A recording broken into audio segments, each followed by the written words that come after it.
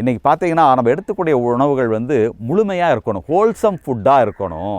அது ஹோல்சம் ஃபுட்டாக இருந்தால் மட்டும்தான் நமக்கு நல்ல ஆரோக்கியம் கொடுக்கும். ஏன்னா இன்றைக்கி பார்த்திங்கன்னா நிறைய ப்ராசஸ்டு ஃபுட்டு சாப்பிடக்கூடிய பழக்கங்கள் வந்துருச்சு.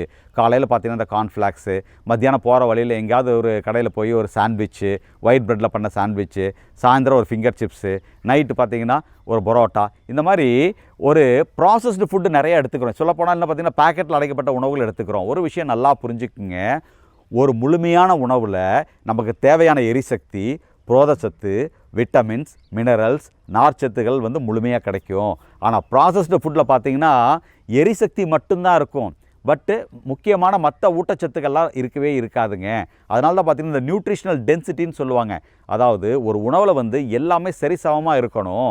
அதை விட்டுட்டு வெறும் எரிசக்தி மிகுந்த இந்த ப்ராசஸ்ட் ஃபுட்டை எடுத்துக்கிறது எந்த நன்மையும் இல்லை. அப்போ நீங்கள் கேட்கலாம், இத்தனை ப்ராசஸ்ட் ஃபுட் இருக்குது, அதனால் என்ன பிரயோஜனம் பார்த்தீங்கன்னா, ப்ராசஸ்டு ஃபுட்டுங்கிறது நம்ம நன்மைக்காக இல்லைங்க. ஒரு முழுமையான உணவை நீங்கள் ரொம்ப நேரம் வந்து பாதுகாப்பாக வச்சுக்க முடியாது. செல்ஃப் லைஃப் ரொம்ப குறைவு. பட் ப்ராசஸ்டு ஃபுட்டு பார்த்திங்கன்னா செல்ஃப் லைஃப் அதிகம். ஸோ அதை வந்து ரொம்ப நாளைக்கு வச்சு விற்க முடியும். ஸோ அதெல்லாம் வந்து ஒரு வியாபாரம் ரீதியான ஒரு விஷயங்க. ஸோ நம்ம ஆரோக்கியத்துக்கு இந்த வியாபாரம் ரீதியான தந்திரத்தில் மாட்டிக்க கூடாதுங்கிறதாங்க உண்மை.